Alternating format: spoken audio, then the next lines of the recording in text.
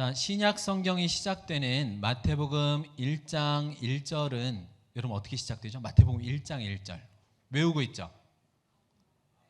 네, 맞아요. 시작. 아브라함과 다윗의 자손 예수 그리스도의 계보라.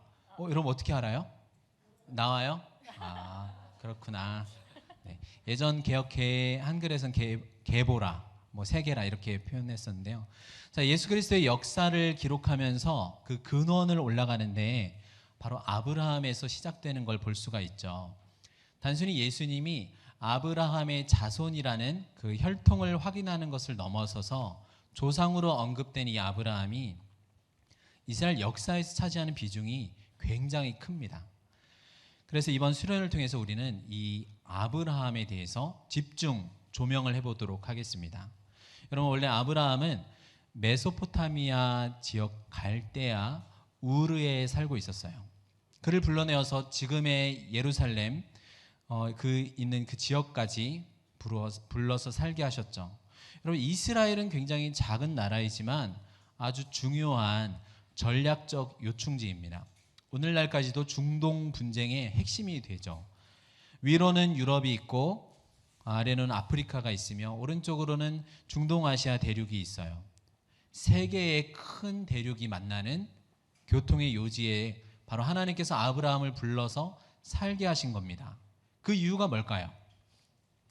이 중요한 지역에 하나님께서는 자신의 나라를 세우기 원하셨습니다. 바로 하나님의 교회예요. 온 열방의 백성들을 하나님께로 불러 모으셔서 백성 삼으시기 위해서입니다. 그 일을 위해서 아브라함을 부르신 거죠.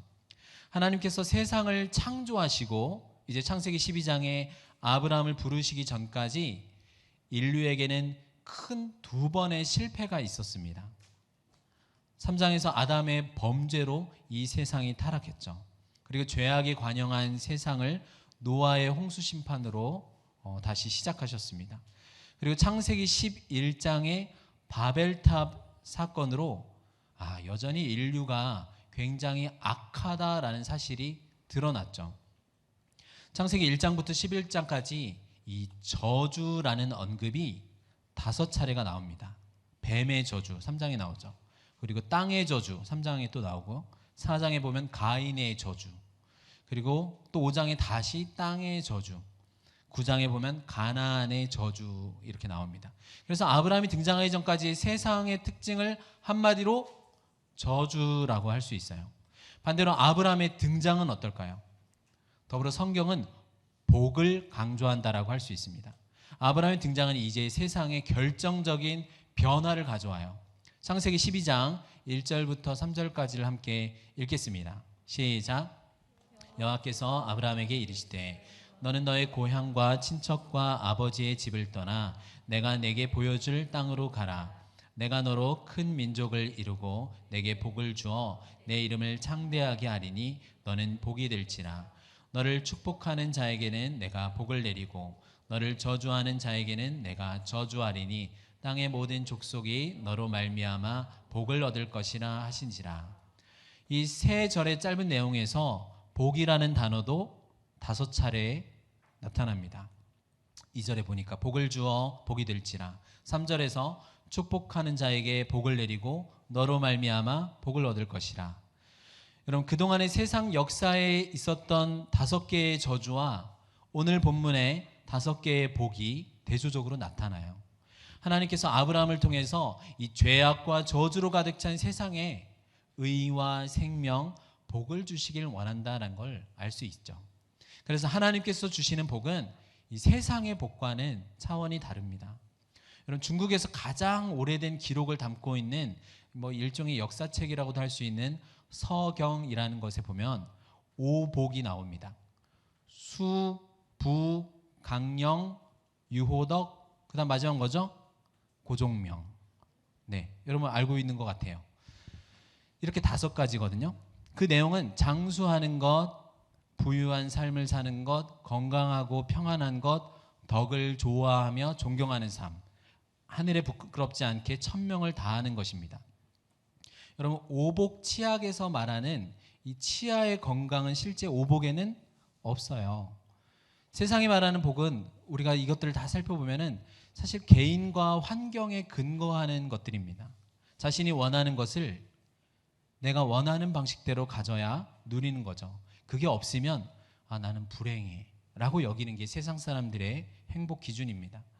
그러나 하나님께서 자기 백성에게 주시고자 하는 복은 다릅니다. 어떤 조건과 환경에도 어떤 변화에도 흔들리지 않는 영원한 나라를 주시기를 원하세요. 거기에는 우리의 지혜와 조건, 능력에 달려있지 않기 때문에 사실 얼마나 다행인가요? 사람이 세우고 이루는 나라가 아니라 하나님께서 세우시는 나라입니다. 여러분, 하나님께서 아브라함을 부르실 때 아브라함이 살고 있던 곳이 갈대아 우르였어요.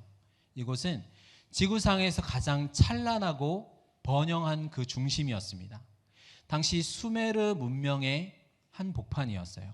법과 문명이 발전했고 가장 안전하고 번영한 도시였습니다. 1920년대와 30년대에 이 고고학자 중에 레오나르도 울리경이라는 영국 사람이 있는데 그가 이 수메르 문명의 발굴을 지휘했어요. 그가 오늘날 이라크 지역인 이 문명의 발굴을 지휘하면서 여러 가지가 세상에 알려졌습니다. 당시 우르에는 이미 잘 계획된 도시로 높은 수준의 도로가 있었어요. 집에는 방도 여러 개가 있었습니다. 나도 방이 하나밖에 없는데 벌써 그 당시에 방이 여러 개였다니 갑자기 좀 실망스러운가요? 이곳에 아브라함이 살고 있었어요. 이 우르가 바로 창세기 11장에 나오는 시날 땅의 바벨 지역입니다. 홍수 이후에 노아의 세 아들들과 아내들로 세상의 인류가 다시 시작했는데 그때는 그 가족 중심이니까 당연히 언어가 하나였죠. 그런데 그들의 후손들이 이 시날에 거주하면서 무엇을 계획하였나요?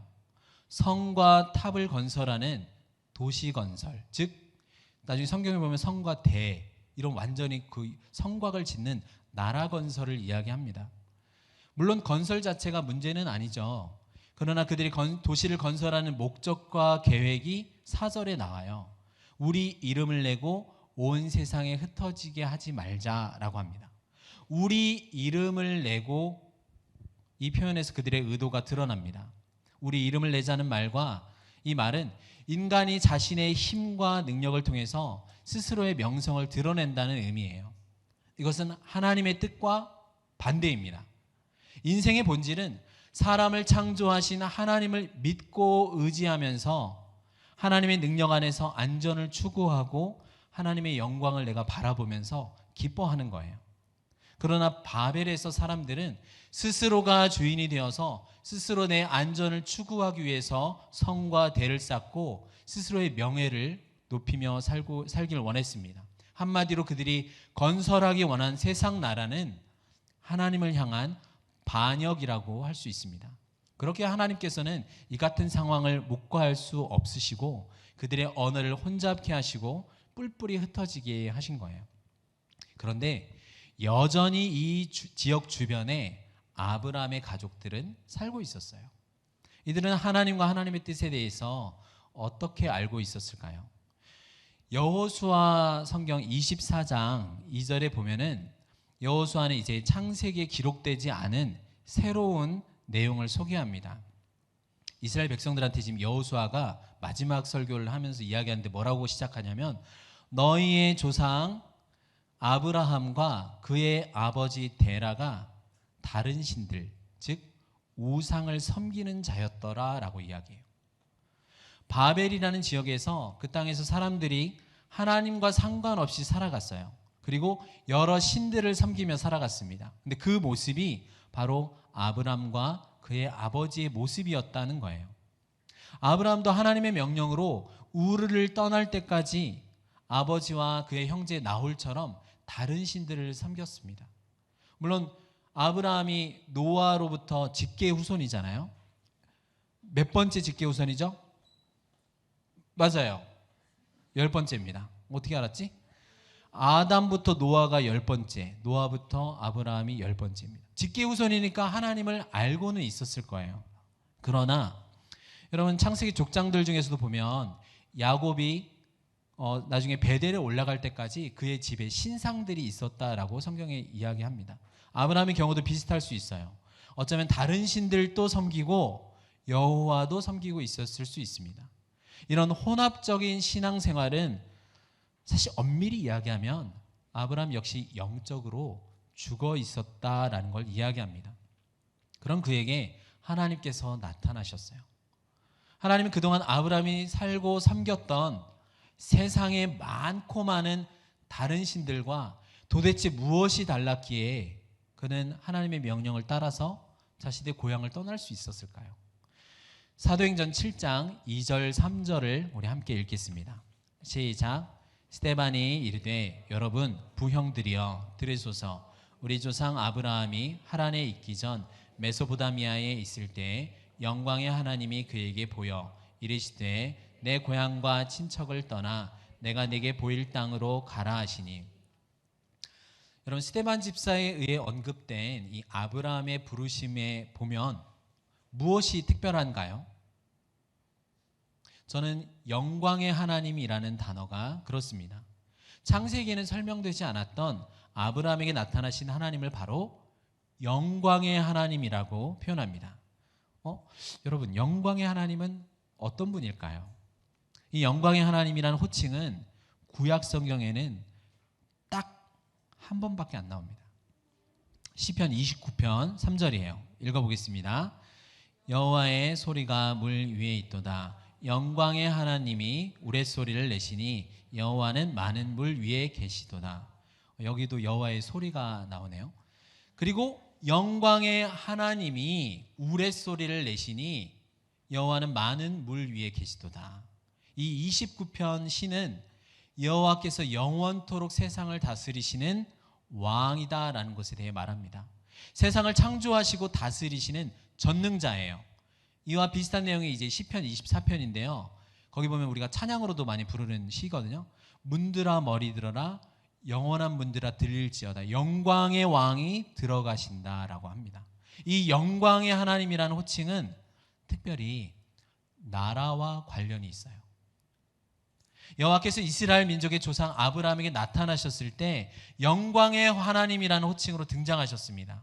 바로 세상 나라가 아니라 새로운 나라, 영원하고 변치 않으며 의와 생명이 넘치는 하나님 나라의 왕으로서 나타나신 거예요. 제가 굉장히 강조하려고 발꿈치를 들었지만 별 차이가 나지 않는 것 같아요. 이 하나님 나라의 시작을 아브라함을 통해 보이신 거예요. 영광이라는 단어 자체가 실제한 어떤 것의 그 대상의 어떤 것인지 밝히 드러내는 거잖아요. 사도행전 7장 2절에서 영광의 하나님이 아브라함에게 보였다라고 말합니다. 하나님께서 나타나신 거예요. 나타나신 하나님은 그동안 아브라함이 알고 지냈던 수많은 신들과 완전히 다르다는 겁니다. 비교가 되지 않아요. 세상의 신들은 어떠죠? 말하지도 못하고 듣지도 못하고 그런 피조물을 섬기는 것에 불과했습니다. 그러나 하나님은 달랐다는 거죠. 피조물과 구별되는 창조주 하나님의 이 신적 본체의 아름다움이 드러난 겁니다. 그래서 신약에서 이 영광의 하나님을 바로 본체의 형상이시오 영광의 광채이신 예수 그리스도다라고 또 이야기하기도 합니다. 성령 하나님을 가리켜서 영광의 영이신 성령 이렇게도 표현하거든요.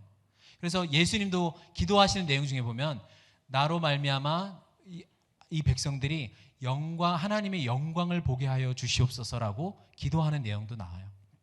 지금 아브라함에게 하나님께서 보이신 것은 에덴 동산에서 아담에게 나타나신 이후에 성경에 처음 등장하는 하나님이 나타났다는 표현은 처음입니다. 노아 때도 하나님이 나타났다는 말이 없어요. 노아에게 말씀하시되 이럽니다. 나중에 하나님의 친구라고 불려지는 이 사람에게 주어진 특권은 정말 놀라운 거였어요. 우리가 사랑할 대상을 찾죠. 그러나 하나님은 그런 대상을 찾지 않으십니다. 세상의 한복판에서 하나님은 자신이 사랑할 대상을 창조해 내십니다. 우리가 누군가를 만나는 게 쉽지 않은 이유가 사실은 여기에 있을 수 있어요. 우리는 나의 마음에 맞는 사람을 자꾸 만나길 원하잖아요. 그러나 하나님은 영적으로 죽어있던 아브라함에게 찾아오셔서 그에게 자신의 영광을 나타내 주셨어요. 그리고 생명으로 부르셨습니다. 아브라함이 먼저 하나님을 선택했거나 의지를 가지고 따른 게 아니에요. 오직 여호와의 주권적인 선택과 부르심으로 말미암은 겁니다. 그래서 아브라함의 부르심은 오늘 우리 그리스도인들에 대한 하늘의 부르심을 보여줍니다. 우리가 아직 죄인 되었을 때 하나님께서 우리에게 대한 자기의 사랑을 확증해 주셨어요. 여러분 1절에서 하나님께서 아브라함에게 무엇을 명령하셨죠? 너는 너의 고향과 친척과 아버지의 집을 떠나 내가 내게 보여줄 땅으로 가라라고 하셨습니다. 여러분 하나님의 첫 번째 명령은 세상으로부터, 과거로부터 스스로를 분리시키는 것이었습니다. 아브라함이 머물고 있던 고향은 하나님을 대적하고 있는 세상 나라를 대표하는 거예요. 우상에 길들여진 곳에서 떠나서 하나님께서는 가나안이라는 약속의 땅에 자신의 백성을 인도하시고 하나님 나라를 시작하길 원하셨습니다. 여러분 떠나야 할 땅으로 나타난 이 고향, 친척, 아버지의 집 모두 아브라함에게 너무 친숙하고 너무나 익숙한 것이옵니다. 여러분 오래 살았던 고향을 떠나서 이사를 가본 경험들이 다 있죠. 여러분 어땠나요? 적응하는 게 쉬웠나요?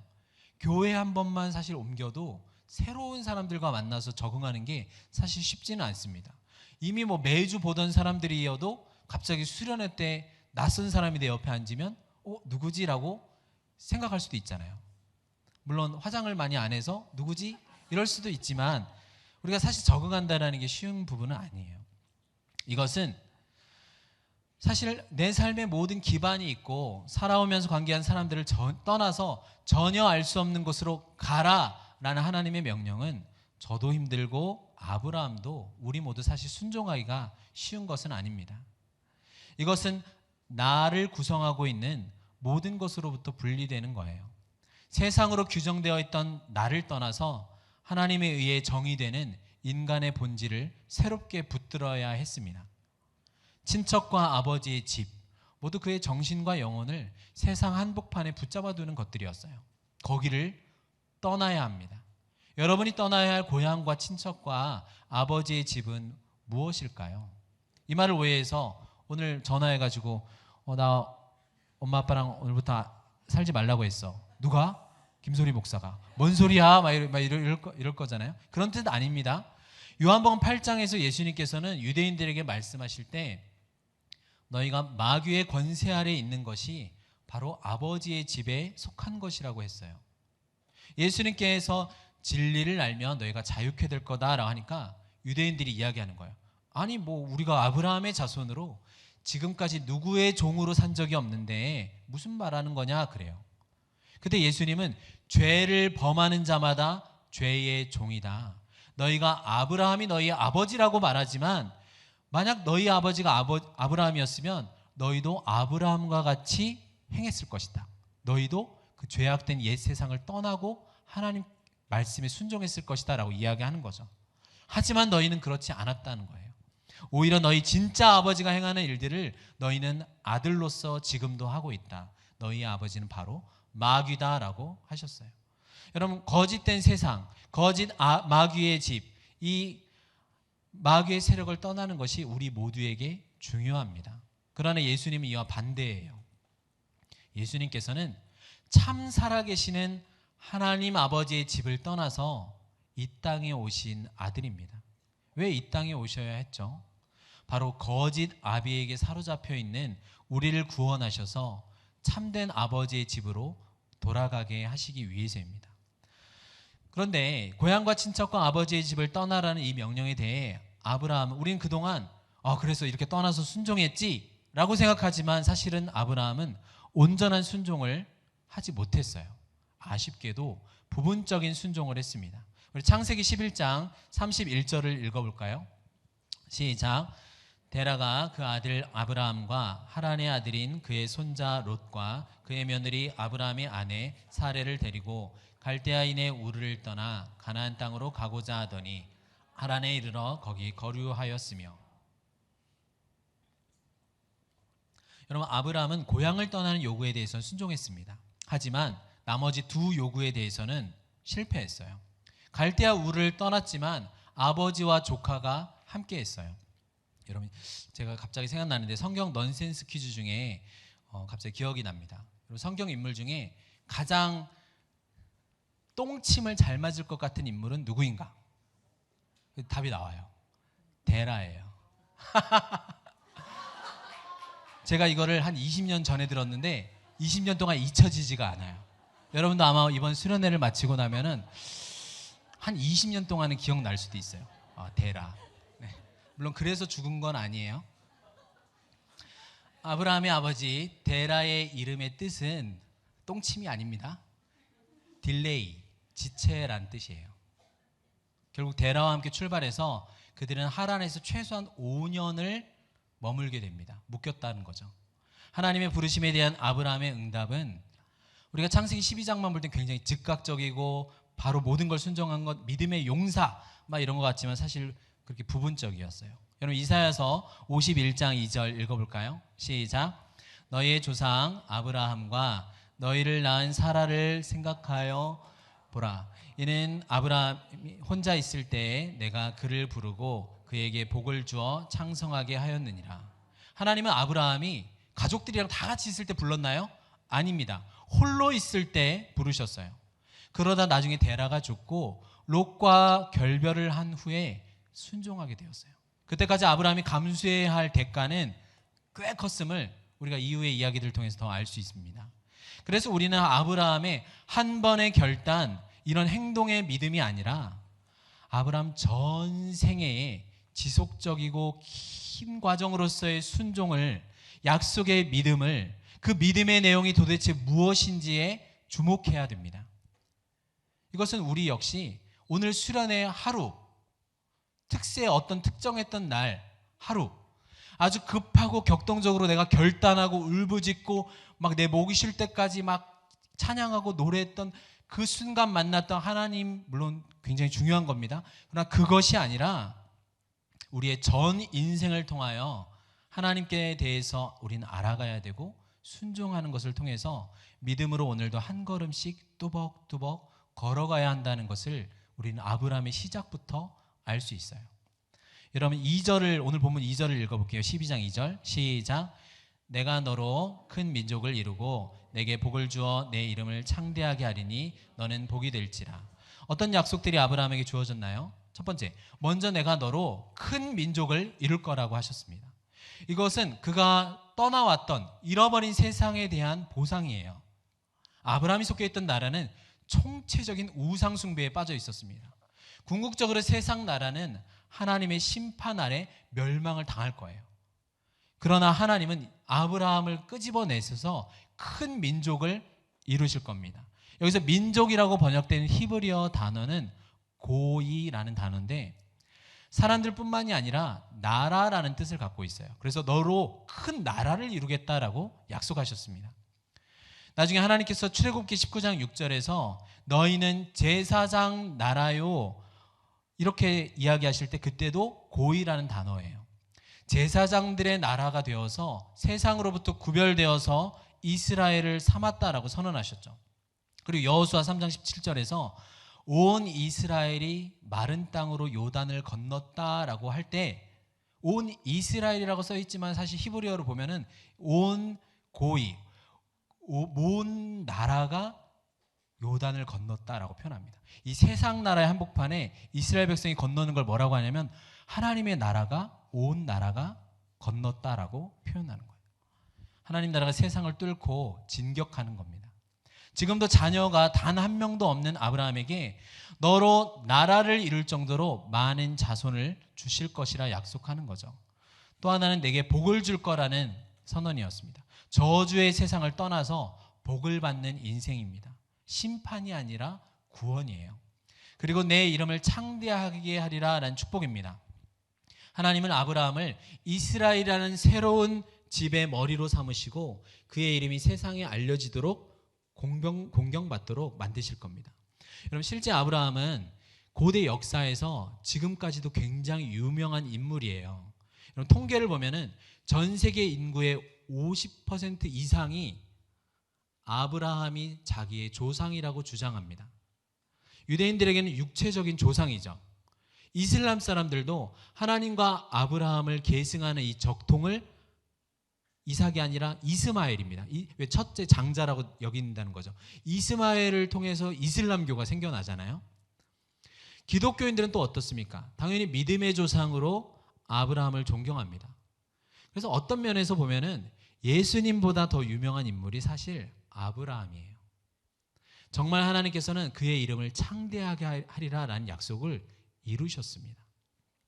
여러분 창세기 22장 3절 읽어볼까요? 시작. 너를 축복하는 자에게는 내가 복을 내리고 너를 저주하는 자에게는 내가 저주하리니 땅의 모든 족속이 너로 말미암아 복을 얻을 것이라 하신지라. 아브라함에게 주신 약속 안에는 이방인들을 부르는 축복이 포함되어 있습니다. 아브라함은 유대인만의 육적인 조상이 아니라 영적 이스라엘이라는 후손을 얻게 될 거예요. 그리스도 안에서 구원받는 세상의 모든 민족, 열방입니다. 이 아브라함에게 하신 약속을 통해서 온 세상을 구원으로 초청하는 하나님 나라의 서막이 열린 거예요. 여러분 갈라디아서 3장 29절에서 이렇게 말씀합니다. 읽어볼까요? 시작. 너희가 그리스도의 것이면 곧 아브라함의 자손이요 약속대로 유업을 이을 자니라. 여러분 보고 아브라함의 자손이라고 이야기하죠. 아브라함에게 명령하신 때에 갈대아 우르에 그가 있었습니다. 이때는 사실 바벨탑이 무너지고 사람들이 흩어진 때로부터 멀지 않은 때예요. 바벨에서 심판을 행하신 하나님께서 이제 은혜를 세상에 베푸시는 겁니다. 많은 지역과 언어로 갈라진 모든 민족들이 자신 안에서 다시 하나가 되리라는 그 약속을 아브라함이 받은 거예요. 어떻게 그 일이 일어납니까? 하나님께서 하신 많은 자손에 대한 약속이 물론 나중에는 그 복수의 의미로는 이스라엘에게서 성취가 되죠. 또 교회를 통해서도 영적인 의미로 수많은 사람들에게 이루어집니다.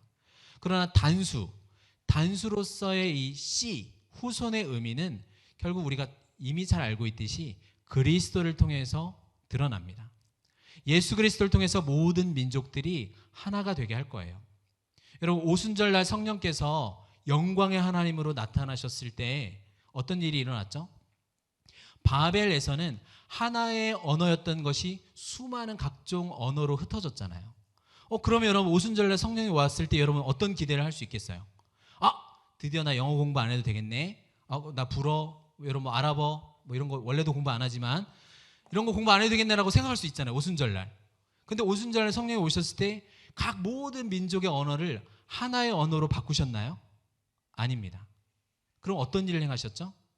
바로 예수 그리스도의 복음을 만국 공통어로 삼으셨죠. 그리스도의 복음을 가지고 온 열방에 흩어진 민족들 가운데 하나님 나라를 세우셨습니다. 그래서 예수님을 믿는 믿음으로 그 나라에 모두가 들어올 수 있도록 만드셨죠. 하나님은 아브라함에게 너를 축복하는 자에게 내가 복을 내리고 너를 저주하는 자에게 내가 저주하리라 약속하셨습니다. 지금 하나님께서 아브라함과 자신을 동일시하고 계시는 놀라운 말씀이에요. 너를 축복하면 내가 널 복 줄 거야. 그런데 여러분 이 구절을 우리가 좋아하잖아요. 왜 좋아합니까? 보통 아브라함 안에서 보통 이 너를이라고 가리키는 그것이 보통 나라고 생각하기 때문에 그렇습니다. 그래서 누군가 나를 축복하면 그 사람 하나님 축복해 줄 거야 라고 생각을 보통 많이 하잖아요. 그래서 나 아브라함의 자손인 나를 누가 저주해? 저놈도 망가질 거야 이렇게 생각합니다. 근데 여러분 반대로 한번 생각해 보면 어떨까요? 물론 아까 그 이야기도 맞아요. 이 너를 나로 보지 않고 옆에 있는 형제 자매로 보면 어떻게 되겠습니까? 그러면 내가 형제를 축복하면 내가 자매를 축복하면 어떻게 하겠다는 거예요? 하나님이 여러분에게 복 주고 여러분을 사랑한다는 겁니다. 여러분 옆에 있는 지체를 보면서 이렇게 인사해 볼까요? 너를 축복해. 그러면 그 모습을 보고 하나님이 여러분들에게 복 주시겠다라는 겁니다. 이해되시죠? 나도 해당이 되지만 나와 더불어 있는 이 아브라함의 후손들, 이 공동체 안에 우리가 포함되어 있어요. 이게 기독교의 축복된 원리입니다. 여러분 창세기 12장 4절을 한번 읽겠습니다. 시작. 이 아브라함이 여호와의 말씀을 따라갔고 롯도 그와 함께 갔으며 아브라함이 하란을 떠날 때에 75세였더라. 우리가 앞에 살펴본 것처럼 아브라함 가나안으로 가는 도중에 하란에 머물렀어요. 그러나 거기서 데라가 죽고 나서야 비로소 하란을 떠나 가나안으로 갔습니다. 사도행전 7장 4절을 읽어볼까요? 시작. 아브라함이 갈대아 사람의 땅을 떠나 하란에 거하다가 그의 아버지가 죽음에 하나님이 그를 거기서 너희 지금 사는 이 땅으로 옮기셨느니라. 아브라함을 하란에 머무르게 결박한 그 고리가 끊어진 것은 결국 죽음이었어요.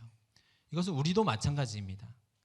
우리가 옛 세상에서 끊어지는 것은 우리의 죽음으로 마침내 이루어져요. 그러나 좀처럼 우리는 이 옛 세상에 대해서 죽기를 두려워합니다. 그래서 오직 크고 깊은 주님의 사랑만이 세상에 대해서 내가 죽기를 두려워하는 그것을 쫓아낼 수 있어요.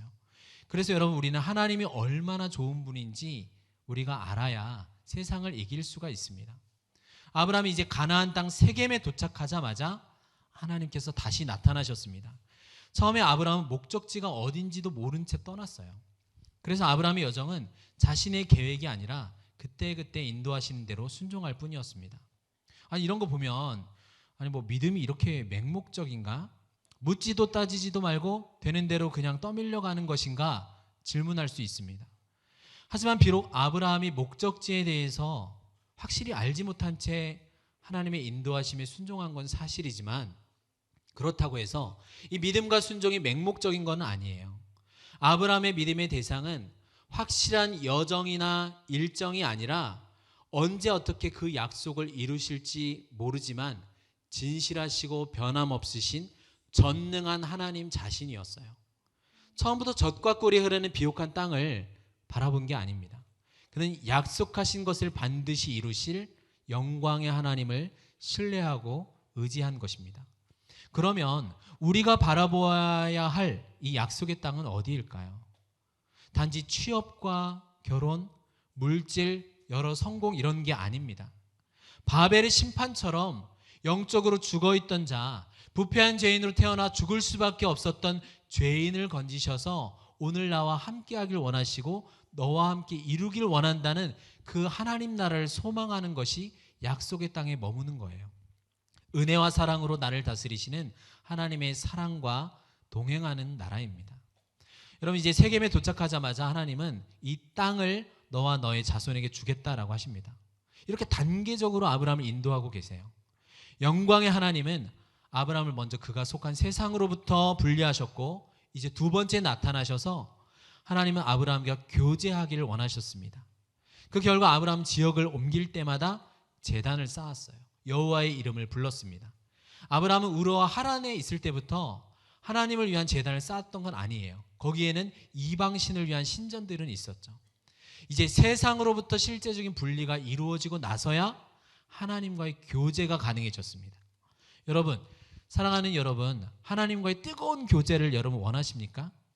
뜨거웠던 하나님과의 만남과 그 사랑의 감격이 여러분의 인생 가운데 다시 찾아오길 원하시나요? 그러면 먼저 세상과 결별해야 됩니다. 그리고 하나님의 영광을 내가 바라볼 것을 구해야 하는 것이죠. 아브라함이 이제 베델 동쪽 산으로 옮겨가서 장막을 쳐요. 그러니까 서쪽에는 베델이 있고 동쪽에는 아이라는 지역이 있습니다. 여러분, 아이는 폐허의 무더기라는 뜻을 갖고 있어요. 반면 베델은 무슨 뜻이죠? 하나님의 집이에요. 한쪽에 폐허가 있고 다른 한쪽에 하나님의 집이 있는 거예요. 마치 옛 세상에서 나와서 새 세상으로 가는 여정과 같습니다.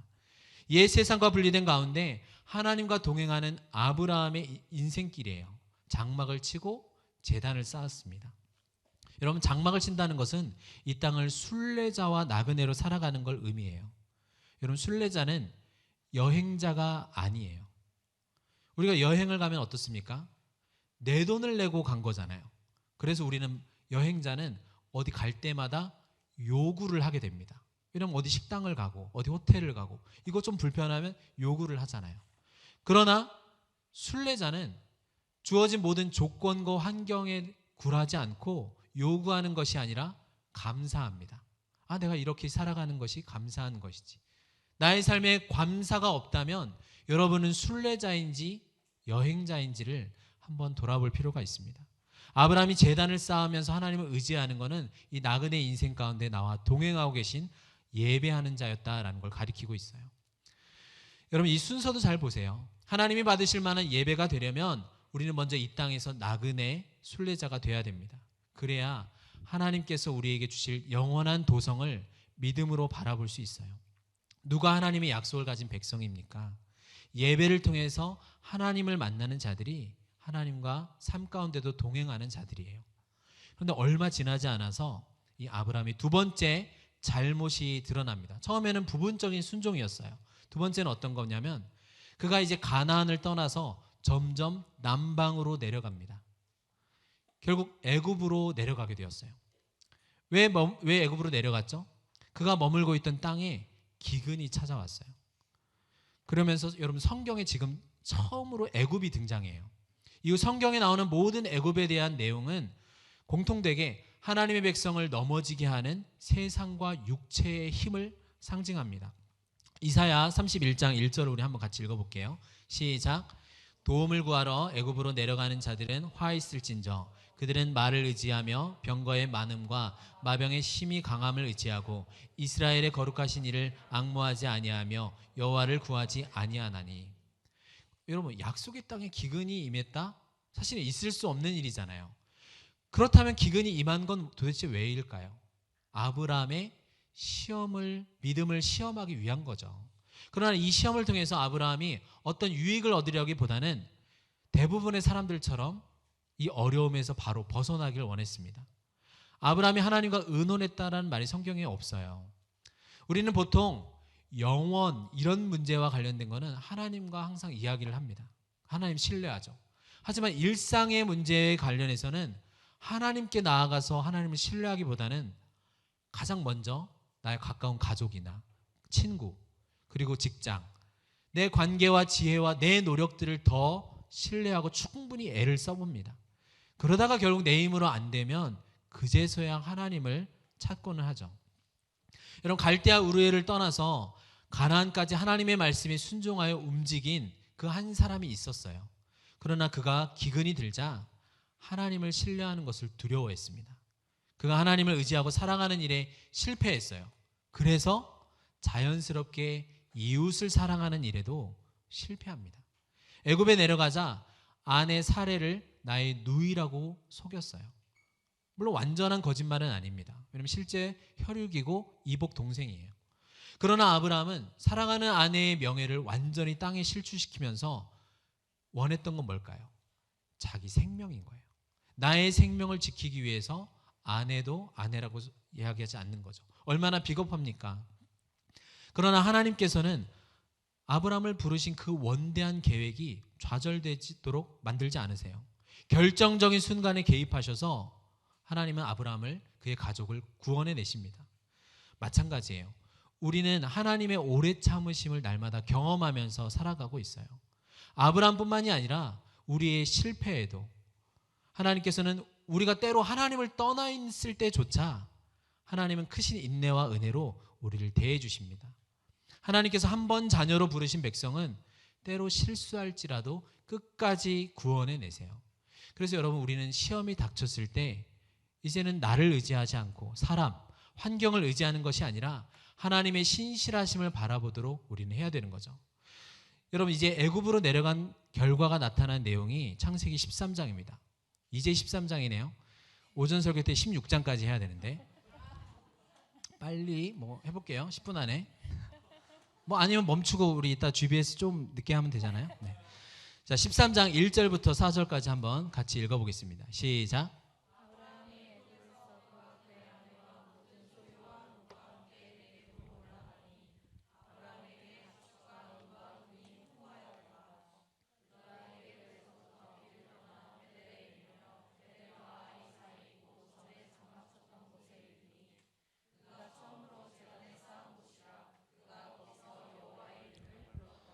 남방으로 내려갔다가 아브라함 원래의 자리로 이제 돌아왔어요. 아브라함이 애굽에서 얻은 것처럼 보이는 두 가지가 있습니다. 이 두 가지는 겉으로 볼 때는 좋은 거예요. 하지만 결과적으로는 큰 장애물과 저주가 되었습니다. 어떤 걸까요? 첫 번째는 애굽에서 여종을 얻었어요. 12장 16절에서 바로가 사례를 궁으로 이끌어들이고 그 보답으로 아브라함을 축복하는데 양과 소와 노비와 암수나귀와 낙타를 주었다라고 합니다. 그럼 창세기 16장 3절을 읽어볼까요? 시작. 아브라함의 아내 사레가 그 여종 애굽 사람 하갈을 데려다가 그 남편 아브라함에게 첩으로 준 때는 아브라함이 가나안 땅에 거주한 지 10년 후였더라. 사라는 애굽에 머무는 이 잠시 동안 애굽 사람 하갈을 자신의 여종으로 갖게 됩니다. 나중에 하갈이 아브라함의 가정에 가져온 분란과 시기, 다툼은 잘 알 거예요. 이 모든 것의 절정은 하갈의 아들 이스마엘이 약속의 아들 이삭을 희롱하는 거죠. 그리고 마침내 그 장막에서 쫓겨나게 됩니다. 자, 두 번째로 어떤 거죠? 아브라함이 애굽에서 얻은 것은 큰 부요입니다. 부자 되는 건 여러분 좋은 거 아닌가요? 그러나 많은 가축은 아브라함과 그의 조카 롯 사이에 큰 다툼의 원인이 됩니다. 뭐 좀 다투더라도 돈이 많으면 좋겠다. 그 생각도 들죠. 그러나 여러분, 많은 돈은 항상 많은 근심으로 그것을 소유한 자를 괴롭힌다라고 성경이 말합니다. 디모데전서 6장 7절부터 10절을 읽어볼게요. 시작. 우리가 세상에 아무것도 가지고 온 것이 없음에 또한 아무것도 가지고 가지 못하리니 우리가 먹을 것과 입을 것이 있은즉 족한 줄로 알 것이니라. 부하려 하는 자들은 시험과 올무와 여러 가지 어리석고 해로운 욕심에 떨어지나니 곧 사람으로 파멸과 멸망에 빠지게 하는 것이라. 돈을 사랑함이 일만하게 뿌리가 되나니 이것을 탐내는 자들은 미혹을 받아 믿음에서 떠나 많은 근심으로써 자기를 찔렀도다. 이런 부자 되고 싶은 분들은 하나님 말씀을 주의 깊게 봐야 됩니다. 세상에서도 재물 때문에 형제와 친척 사이가 갈라지고 법적 분쟁이 일어나는 것을 저도 주변에서 보게 돼요. 거기서 끝나면 그나마 다행이지만 결국 돈을 사랑하는 자는 믿음을 떠나게 될 수 있습니다. 그래서 주님도 부자가 천국에 들어가는 것은 지극히 어렵다라고 말씀하셨어요. 여러분, 부자 되고 싶습니까? 이 땅에서 잠시 가난하게 살더라도 하나님 나라에 들어가서 영원한 나라에서 왕 노릇하는 여러분들이 되기를 소망합니다. 맞아요. 이런 말씀에 보통 아멘을 크게 안 하더라고요. 서로에 대한 롯과 아브라함의 태도가 이제 대조적으로 나타나요. 왜 그럴까요? 아브라함은 애굽에서 큰 교훈을 얻었기 때문입니다. 지금 자신이 부자가 된 것이 내가 노력해서 된 것이 아니라 전적인 하나님의 구원이면서 선물인 걸 알았어요. 그래서 이 모든 것에 마음을 두는 게 아니라 하나님이 주시겠다고 약속한 그 하늘의 도성, 그게 진짜 본향이고 믿음을 따라 살아가는 게 더 중요하다는 걸 알았어요. 내가 어디를 가든지 하나님과 함께 하시는 것이 더 중요하다는 겁니다. 그러면 마음에 여유가 있어요. 내 것에 집착하지 않게 됩니다. 롯에게 너는 나의 친족이다 라고 하는데 이 친족이란 단어가 형제예요. 사실 형제 아니잖아요. 나이가 엄청 많습니다. 그럼에도 우리는 하나의 형제잖아 라고 동등하게 대하고 있는 거예요. 아브라함 롯에게 자신의 모든 권리를 포기하면서 형제간에 싸우는 것이 아니라 평강을 추구합니다. 이 모습은 아브라함의 자손으로 오실 예수 그리스도를 나타내요. 하나님과 동등된 자로서 하늘과 땅의 모든 권세를 갖고 계십니다. 그러나 자발적으로 모든 권리를 포기하시고 기꺼이 종의 형체를 취하셨어요. 아버지의 뜻에 순종해서 우리를 대신해서 십자가를 지셨습니다. 그렇게 하나님께서 그를 높여서 만유의 왕으로 세우신 것이죠. 그러나 롯은 반대예요. 여전히 탐욕적이고 세속적입니다. 우리 13장 10절 11절을 읽어볼까요? 시작.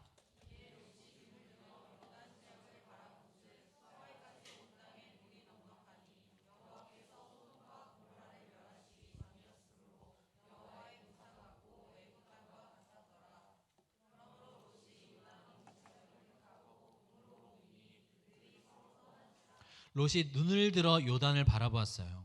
그는 믿음으로 행하는 것보다 보는 것을 기준으로 행하기를 더 좋아했습니다. 롯이 요단 지역 바라보니까 여호와의 동산 같았대요. 그리고 중요한 것은 애굽 땅과 같았더라라고 합니다. 롯의 마음은 여전히 애굽과 가까웠어요. 롯은 애굽에서 가축만 가져온 게 아니라 애굽의 정신도 가져온 겁니다. 여러분, 롯의 이름 뜻은 가리워졌다, 덮어졌다입니다. 롯의 눈은 땅의 풍요로움은 보았지만 하나님에 대한 눈은 가리워져 있었어요. 롯의 눈에는 요단 평지가 내 가축들 먹이기가 너무 좋다, 여호와의 동산 같다라고 하지만 거기에 살고 있는 사람들에 대한 하나님의 평가는 뭐였죠? 소돔 사람은 여호와 앞에 악하며 큰 죄인이었다. 여러분, 우리의 눈은 그만큼 중요합니다. 무엇을 보는가에 여러분의 관심사가 담겨져 있죠. 여러분이 가장 많은 시간을 써서 어제 저녁에 여러분 많이 본 거 여러분 뭐예요? 뭐 어떤가요? 보물섬? 나 혼자 산다? 그게 여러분의 영혼을 사로잡는 거예요. 솔로 지옥 이런 거 보면 안 됩니다. 에이 뭐 그냥 혼자 살지. 돈과 외모가 역시 세상에 제일 중요해. 이런 세상의 가치관이 여러분을 쥐고 흔든다는 거예요. 요한일서 2장 16절 우리 한번 읽어볼게요. 시작. 이는 세상에 있는 모든 것이 육신의 정욕과 안목의 정욕과 이생의 자랑이니 다 아버지께로부터 온 것이 아니요 세상으로부터 온 것이라. 이 좋은 TV 프로그램 이것도 하나님 주신 거예요? 아니래요. 다 아버지께 온 것이 아니라 세상이 준 거라고 성경이 말하고 있습니다. 나 혼자 산다 이런 거 보지 마세요. 같이 살아야죠, 여러분. 우리에게 찾아온 대부분의 실패와 슬픔은 내가 무엇을 보는지 그것을 따라 행하라고 부추기는 세상으로부터 옵니다. 여러분 에덴 동산에서도 그렇잖아요.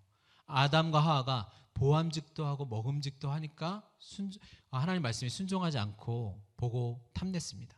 여러분 죄의 시작은 아주 작아요. 그러나 죄는 모양이라도 버리라는 말씀에 순종해야 합니다. 그렇지 못할 때 죄는 금방 퍼지고 끔찍한 결과를 가져옵니다. 롯은 아브라함을 떠나 소돔으로 가서도 아무것도 얻지 못하고 결국 모든 걸 잃게 됩니다. 여러분 하나님은 아브라함이 처음부터 롯과 떨어지기를 분명히 의도하셨어요. 비록 갈대아 우르를 떠날 때 아버지 데라와 롯이 따라왔지만 아버지 데라는 죽었고 세상으로 가득 찬 롯도 분리될 수밖에 없었습니다. 이처럼 하나님의 뜻은 확실하게 이루어져요. 잠언 19장 21절처럼 사람의 마음에 많은 계획이 있을지라도 오직 하나님의 뜻이 완전히 서게 됩니다. 여러분 롯의 실패를 보면서 우리는 어떤 교훈을 가질 수 있습니까? 여러분은 아브라함이 찾는 제단처럼 하나님과 하나님의 뜻을 소망합니까?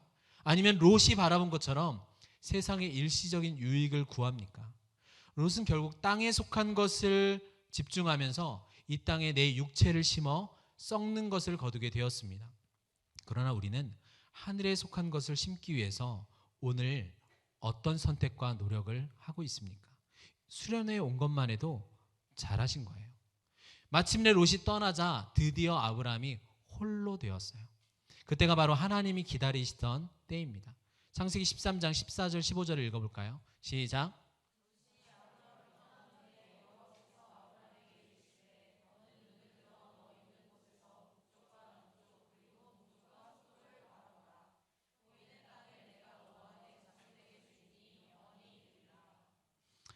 네, 13장까지만 하고 마칠 거예요. 얼마 안 남았습니다. 롯은 자기의 눈을 들어서 선택한 곳을 바라보았지만 아브라함에게 하나님은 눈을 들어 모든 것을 보라고 하셨습니다. 그리고 보이는 땅을 내가 너와 내 자손에게 영원히 주시겠다라고 약속하셨어요. 그래서 어디든 누구와 함께 하느냐가 더 중요한 겁니다. 그리고 아브라함에게 너는 일어나 그 땅을 종과 횡으로 두루 걸어보라 라고 하셨어요.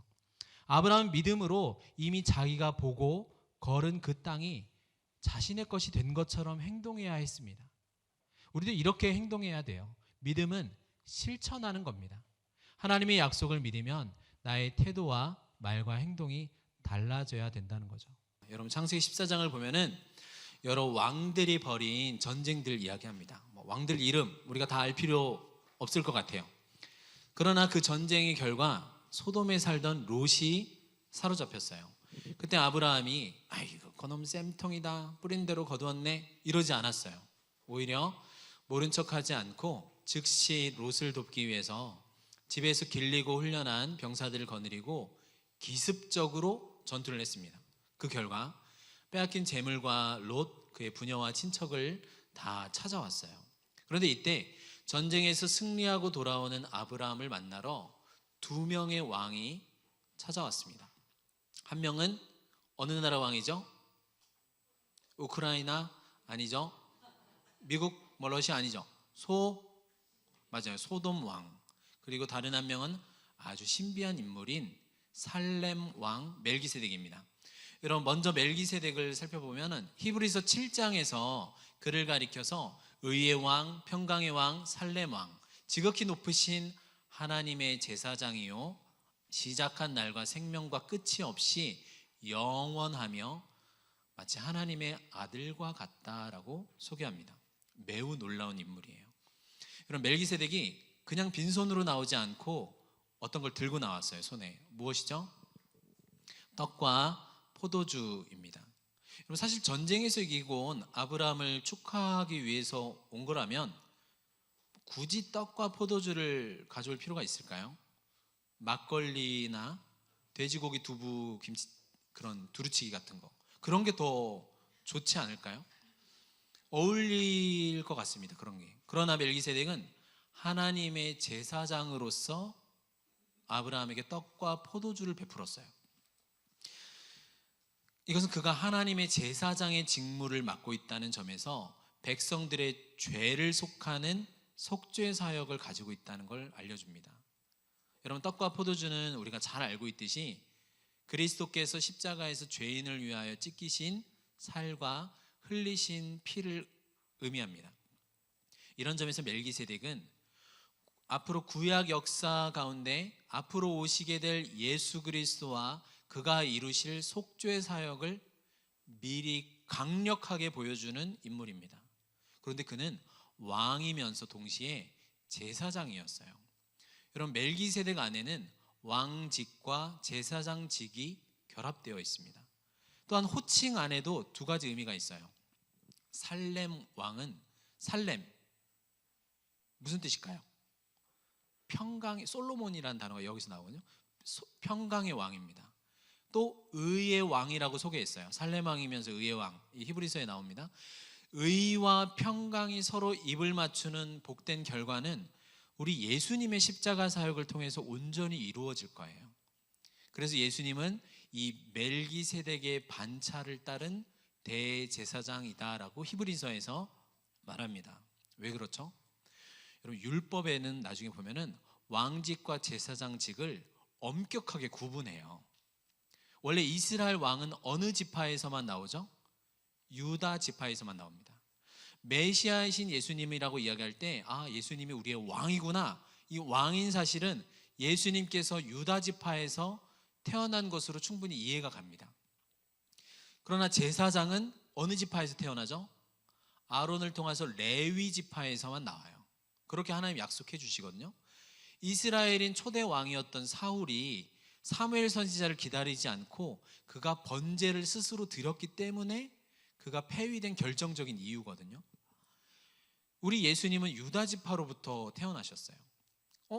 그런데 우리를 위한 대제사장으로서 속죄를 이루셨다라고 말할 때 유대인들이 헷갈리는 거예요. 유다 지파에서 어떻게 제사장이 나오지? 이해가 안 되는 겁니다. 이렇게 유대인들은 갸우뚱할 수 있는 거예요.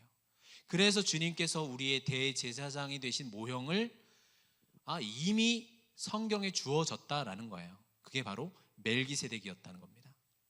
왕이면서 대제사장이었던 멜기세덱의 존재와 등장이 그래서 필요했던 거예요. 이 멜기세덱이 아브라함에게 복을 빌었습니다. 이 복은 하나님께서 아브라함에게 약속한 복과 다르지 않았을 거예요. 아브라함의 자손에게 영원히 주어질 땅입니다.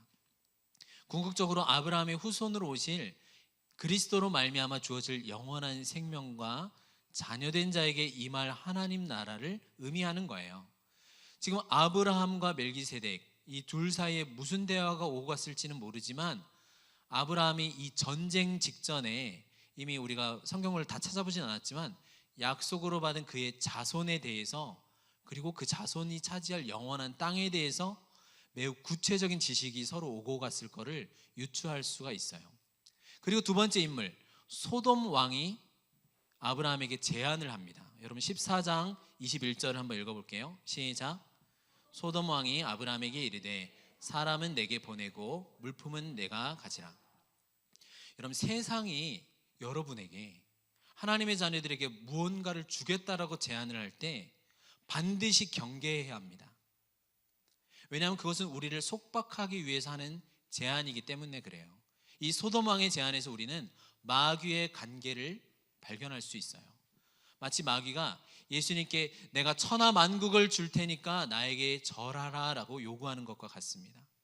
예수님께서 단호하게 거절한 것처럼 지금 아브람도 어떤 방식으로든 내가 너와 관계하지 않으려고 거절을 합니다. 천지의 주제이신 지극히 높으신 하나님께 내가 손을 들어 맹세하노니 내 말이 내가 아브라함으로 부자 되게 하였다 할까 하여 어떤 것도 네게 속한 것은 내가 하나도 가지지 않겠다, 이렇게 말해요. 아브라함은 자신의 승리가 하나님께로부터 말미암은 것을 잘 알고 있었습니다. 아무리 군대가 많아도 하나님이 계시지 않으면 제로인 거예요. 사람이 적어도 하나님께서 계시면 무한대의 능력인 겁니다. 여러분의 모든 계산에 세상의 모든 돈, 권력, 명예, 시스템, 이 모든 게 빵빵하게 있을지라도 거기에 하나님이 계시지 않으면 여러분은 선택해서는 안 되는 거예요. 반대로 여러분이 이직을 준비하고 어떤 것을 선택하고 무엇을 계산할 때 아무것도 세상적인 눈으로는 보이지 않을지라도 하나님께서 기뻐하시는 뜻이라면, 그걸 향한 선택이라면 거기에서 하나님은 창조의 능력을 보이실 것입니다. 15장을 한번 볼게요. 자, 아브라함은 적진을 기습하여서 놀라운 승리를 얻습니다. 그러나 이제 곧바로 그 엘라만 그돌라오멜과 그의 군대가 반격을 해올 수 있잖아요. 수많은 사람들이 있는 이 대군이 아브라함의 적은 무리에게 패배를 당했어요. 얼마나 기분 나쁘고 수치스럽겠어요. 그래서 아브라함은 두려움에 사로잡힐 수밖에 없었습니다. 그런 아브라함에게 하나님께서 말씀이 들려오는 거예요. 바로 환성 중에 임하죠. 창세기 15장 1절 말씀입니다. 우리 같이 읽을게요. 시작.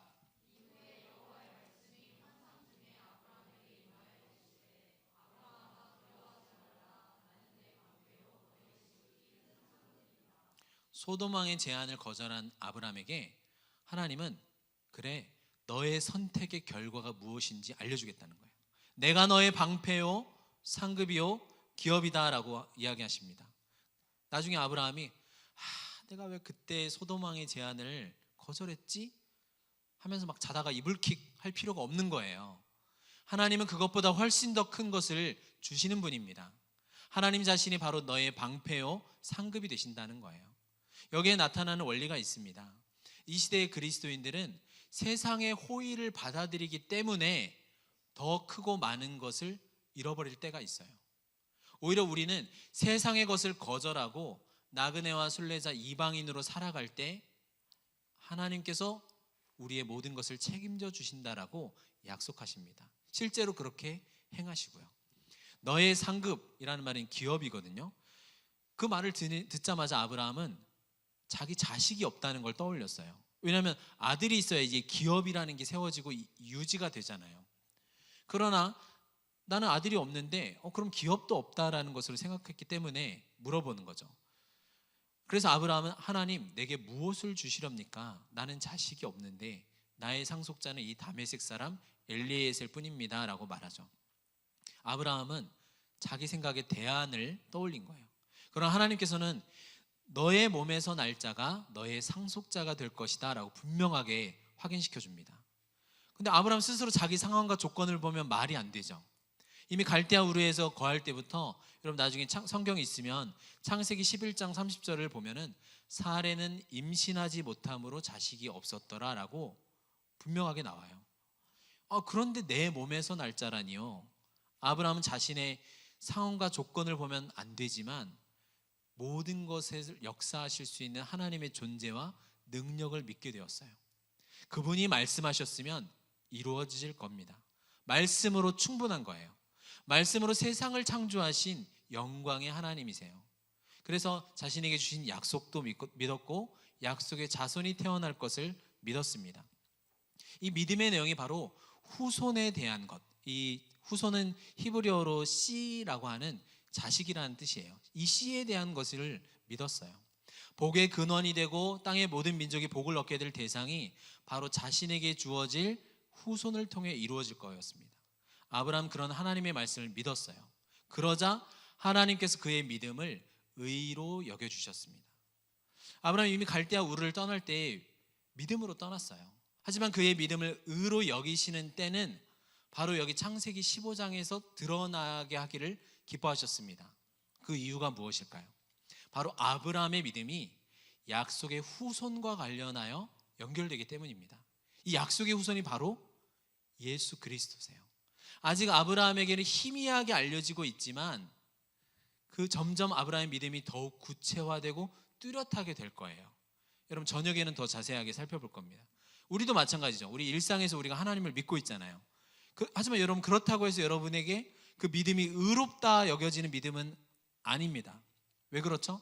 우리가 의롭다라고 여겨지는 믿음은 오직 예수 그리스도의 인격과 사역에 직접 연결되어 있어야 돼요.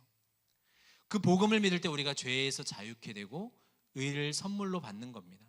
아브라함은 자기 자손으로 말미암아 그 땅을 소유하게 되고 하늘의 뭇별처럼 많은 자손들이 생겨나 큰 나라를 이루고 그 나라가 영원할 것에 대해서 알게 되었습니다. 그리고 이 사실은 자신이 어떻게 그것을 확신할 수 있는지 그 표적을 구하는 자리까지 나아가게 돼요. 표적을 구하니까 하나님께서는 그 표적에 대한 이야기를 아브라함에게 약속하신 그 자손 그리스도의 모형으로 답을 해주세요. 창세기 15장 9절부터 11절까지 읽겠습니다. 시작. 여호와께서 15장 9절 시작. 여호와께서 그에게 이르시되 나를 위하여 3년 된 암소와 3년 된 암염소와 3년 된 순양과 산비둘기와 집부들기 새끼를 가져올지니라. 아브라함이 그 모든 것을 가져다가 그 중간을 쪼개고 그 쪼갠 것을 마주대하여 놓고 그 새는 쪼개지 아니하였으며 솔개가 그 사체 위에 내릴 때에는 아브라함이 쫓았더라. 어거스틴을 비롯해서 초대 교부들은 여기에 나와 있는 이 각각의 동물들은 영적 의미를 가지고 있다는 것을 의심하지 않았습니다. 이 동물들은 오실 메시아의 사역과 완전하심의 다양한 모습을 가리킨다라고 믿었어요. 암소, 이 암소는 율법의 모든 것을 순종하는 큰 능력을 갖고 있다고 여겼고, 염소는 속죄 제물로서의 측면을 보여주죠. 나중에 대속죄일 날 보면 염소를 아사셀의 염소라고 해서 취하잖아요. 순양은 거룩하게 구별되는 동물입니다. 날개를 가진 비둘기는 하늘로부터 내려오는 영적인 존재임을, 그분이 바로 메시아를 가리키는 것을 다 이야기한다는 거죠. 3년 된 각각의 동물들은 예수님의 3년 공생의 기간을 가리킨다라고 보기도 했습니다. 그런데 이 모든 동물들이 죽임을 당해요. 15장 12절 13절을 읽어보겠습니다. 시작. 해 질 때에 아브라함에게 깊은 잠이 임하고 큰 흑암과 두려움이 그에게 임하였더니 여호와께서 아브라함에게 이르시되 너는 반드시 알라. 내 자손이 이방에서 객이 되어 그들을 섬기겠고 그들은 400년 동안 내 자손을 괴롭히리니. 이 말씀을 듣자 이제 해가 질 때 아브라함에게 깊은 잠이 임했습니다. 여러분은 아직 해가 지지 않았지만 깊은 잠이 임할 수 있잖아요. 큰 흑암과 두려움이 그에게 임했어요.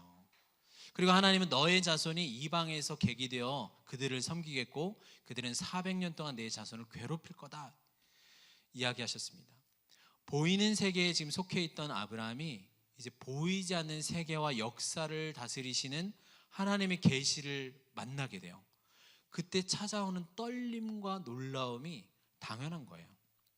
여러분, 깊은 잠이라는 것은 성경에서 사람이 감당할 수 없는 아주 무거운 계시가 하늘로부터, 하나님으로부터 떨어질 때 사용되는 표현입니다. 그래서 여러분, 깊은 잠을 또 누가 잤었죠? 아담이 잤었어요. 다행입니다. 여러분이라고 하지 않아서. 아담이 깊은 잠에 잠들었을 때 그의 갈비뼈에서 인간 존재의 계시가 주어지죠. 바로 여자가 태어나는 것을 보게 됩니다. 그래서 아브라함이 너는 내게서 나왔다라는 것을 이제 고백하게 되잖아요. 너는 뼈 중에 뼈요 살 중에 살이다라고 합니다. 그리고 나중에 다니엘서에도 그렇게 나오죠. 다니엘도 깊은 잠에 빠지고 나서 일어나니까 어떤 환상이 주어지죠? 800년 후에 인류 역사가 어떻게 전쟁을 일으키고 역사가 어떻게 진행될지를 하나님이 다니엘에게 예언으로 다 알려주세요.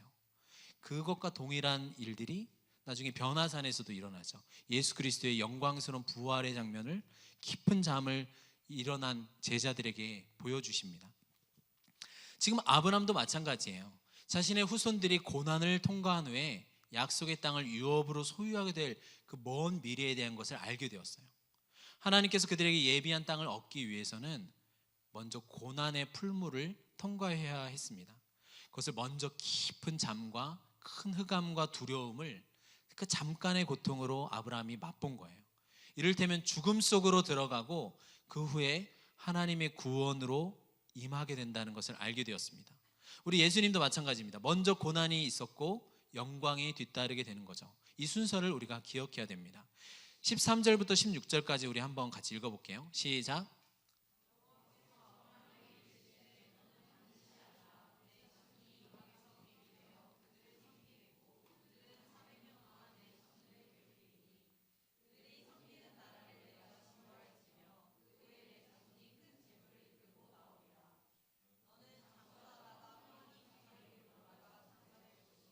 내 자손은 4대 만에 이 땅으로 돌아오리니 이는 아모리 족속의 죄악이 아직 가득 차지 아니함이니라 하시더니, 자, 여기에는 하나님께서 이루실 예언들이 담겨 있어요. 첫 번째, 아브라함의 자손들이 그들의 소유가 아닌 다른 땅에서 객이 될 것, 그리고 그 땅에서 노예로 섬길 것, 그들이 400년 동안 괴롭힘 당할 것, 이스라엘 자손들이 노예로 섬긴 나라를 하나님이 징벌할 것, 그리고 거기서 큰 재물을 가지고 나오게 될 것, 아브라함 자신은 고통을 겪지는 않을 거다. 마지막으로 아브라함의 자손들이 4대 만에 가나안으로 돌아올 것이다 라고 합니다. 나중에 여러분 출애굽기 6장을 보면은 4대 만에 가나안으로 돌아오게 되는 것이 나와요. 바로 아브라함의 아브라함, 이삭, 야곱, 요셉의 식구들 70명이 애굽에 가서 정착하잖아요. 그때 레위, 그 야곱의 12아들 중에 이제 레위가 있잖아요. 레위부터 시작해서 레위의 아들 고핫, 그 다음에 고핫의 아들 아므람의 아들이 누구죠? 모세. 마치 아브라함의 아버지가 데라인 걸 모르는 것처럼 모세의 아버지는 아므람입니다. 아므람도 뭔가 재미있는 넌센스가 있어야 여러분들 기억할 수 있을 것 같아요. 이제 데라는 어차피 평생 기억할 수 있잖아요. 레위, 고핫, 아므람, 모세 때 백성들 이끌고 나오게 되잖아요. 이 약속대로 이끌고 나오게 되는 거죠. 그래서 이 약속을 아브라함에게 보여주고 나서 해가 져서 어두울 때 연기 나는 화로가 보이면서 타는 횃불이 쪼갠 고기 사이로 지나갑니다. 그날 하나님께서 아브라함과 더불어 세우신 약속은 이 희생제물의 죽음, 즉 그리스도의 죽음 위에 기초한 내용이었어요.